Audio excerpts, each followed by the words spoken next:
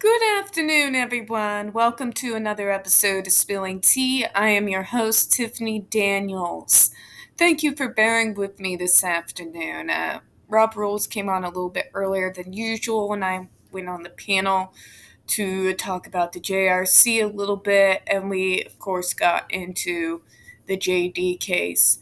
But anyways, for those who are coming over here from over there, hi. I appreciate you. You have no idea.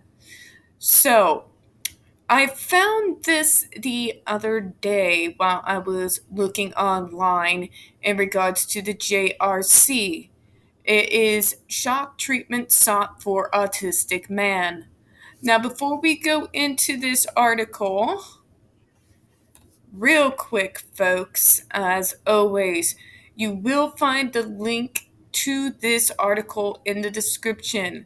You will also find very pertinent information to this case, good sites to follow, good ways to be able to keep informed, the two hashtags we are using to help spread awareness. So please, guys, when you're watching this video, please hit the description box. So, also, when we are doing these videos, we do discuss with vivid detail and sometimes show the video of people with disabilities being abused and tortured. So if you have young children present, please use your headphones. So let's get into the article here. Shock treatment sought for autistic man. WTHR is the news leader for Indianapolis and Central Indiana, by the way. This is where this is coming from. So you see the device there? That's an actual normal taser. So we'll go forward. Chicago. Bradley Bernstein's parents say an electric cattle prod is the only thing that stops him from banging his head and violently punching his eyes, nearly blinding himself. Oh my God. The Illinois couple's fight to continue shock treatment on their severely autistic 48-year-old son and the uproar over a Massachusetts school that uses similar treatment have pulled back the curtain on this extreme form of behavior modifications. Critics called it outmoded, barbaric, and unethical. And cruel and torture. We call it what it is. You use a cattle prod on your son instead of trying to figure out what is causing him to bang his head and violently punch his eyes like a normal, logical human being would do, because this behavior didn't crop up by itself. Something is triggering it. Oh no, let's go straight to the cattle prod. God. Even a leading supporter of the technique, Harvard-educated psychologist Matthew Israel acknowledges the natural reaction is to be horrified. The natural reaction, says the bastard who thinks that this needs to be in schools everywhere. Yeah, dude, it's not about natural to be horrified. What you're doing is torture. Okay? Point blank. It has always been very controversial, and it is not politically correct. Oh, don't make this about the PC bullshit. There is a fine difference between being against politically correct assholes and being against someone who is engaging in torture against those who cannot fight back. There is a real difference between fighting the politically correct and strapping a kid to a chair where they can't get loose and electrocuting them at way like 10 times higher than a police taser, okay? The hell.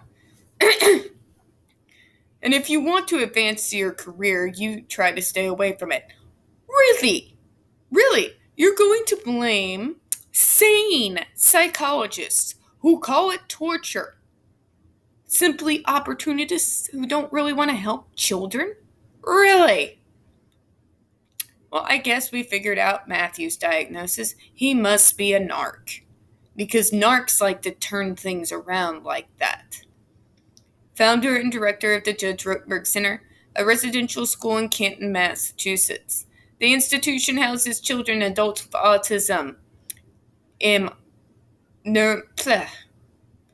MR, we're just going to say MR, folks, people with intellectual disabilities, and other behavioral and psychiatric disorders. The school is under legislative and regulatory scrutiny for routinely using skin shocks on about half of its 230 students to stop serious behavioral problems, including self-injury. But what they don't tell you is what they consider trigger behaviors. Allow me to educate you. Blinking your eyes rapidly, standing up without permission, talking without permission, even defending yourself in any way. They also consider trigger behaviors worthy of shocks. If you tense up your muscles or cry out in pain for being shocked, they consider that an aggressive behavior for which you will be shocked even more. But you don't have to take my word for it. There has been myriad reports on this. But we'll go forward. Electric shocks and other painful, unpleasant treatments known as aversive conditioning, they call them merely unpleasant. Unpleasant. If you would only obey and comply, I got your obey and comply.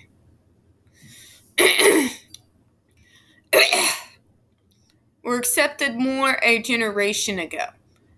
That's because it's torture. It's called having medical ethics, something this bastard wouldn't know anything about.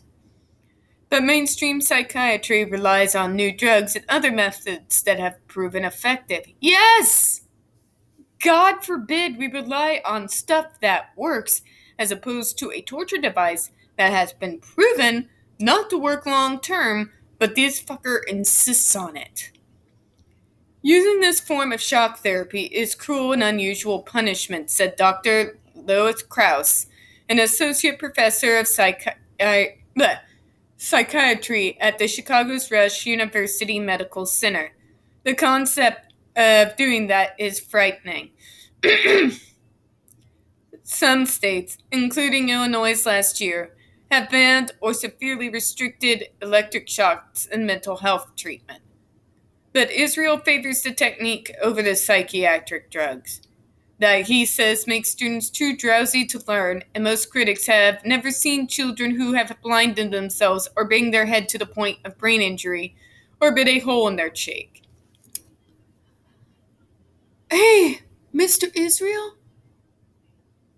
I was one of those kids, you dumb fuck. I used to bang my head to where I would cause myself a physical injury that you could see. I was one of those kids that would not bite a hole to my cheek to the point where you could see it on the outside, but I still have scars inside of my mouth from them. And guess what? I was given a diagnosis. I was put on proper, well-monitored medication, and I have done just fine. Not to mention, to say these medications make it impossible for these kids to learn. Really? Really? Because I gotta tell you, if I have to choose between being tortured or taking the medicine and maybe missing a little bit of my lesson, I'm gonna take the medicine. And I think all you would do the same. He likes to always hammer on this particular point. But what he doesn't tell you is those aren't the only trigger behaviors for which these kids receive these shocks or such treatment. Andre McCollins did not hit himself. He did not hit others. He simply refused to remove his coat. That's it. That was his only crime. And he was still subjected to that treatment. So, tell me, where is the justification in that? There is none. There's no indication, there's no justification even for that. So, you are taking someone who's causing themselves severe self-injury And what? You're going to go take them and go torture them and cause them further injury and call it treatment and that which gives them back life? How the fuck do you figure? Oh my god. All these behaviors are always triggered, folks. They don't just come out of nowhere. Treatment should not be putting a band-aid over an open wound that needs to be sterilized and have stitches. Just saying. Not only does he do this, but he's only treating the symptoms. He's justifying torturing children based off of the concept that he is treating nothing but symptoms. Here's the thing.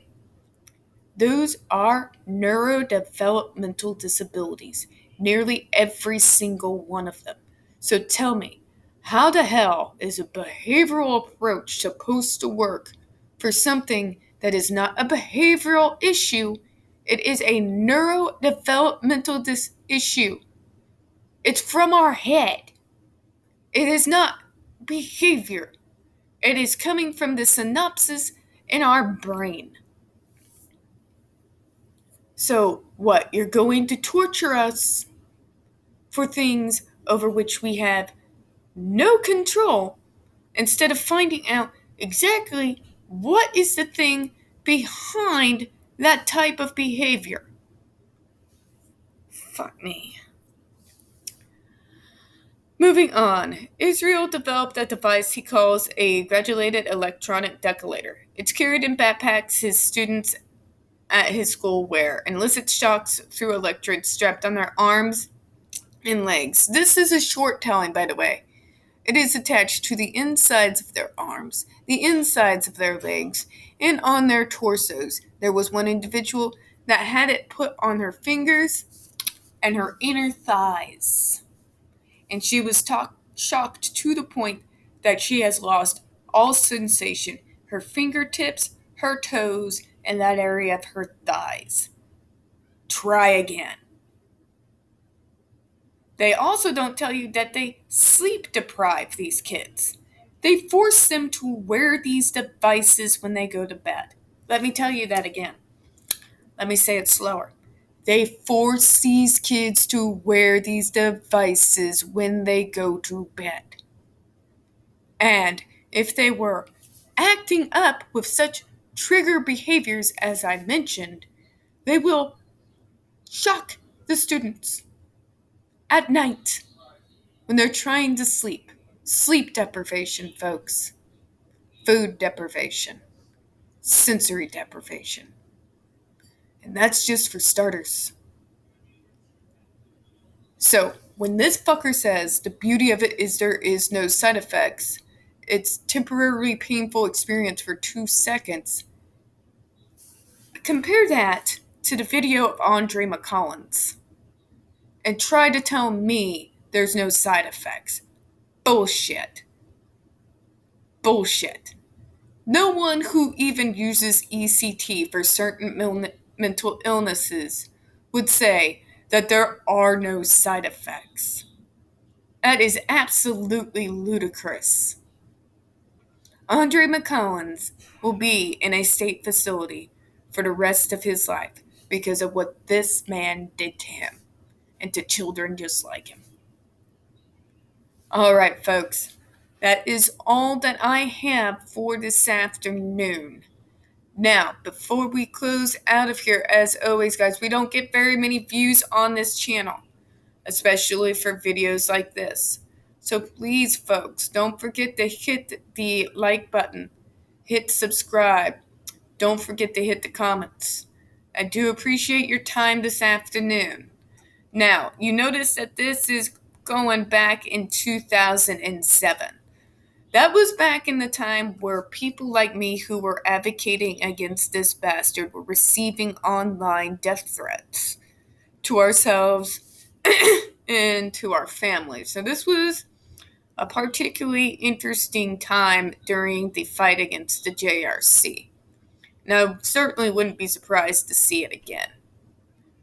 But anyways, I do appreciate your time this afternoon. As always, folks, we here at Spilling Tea hope you have a good one. Bye-bye.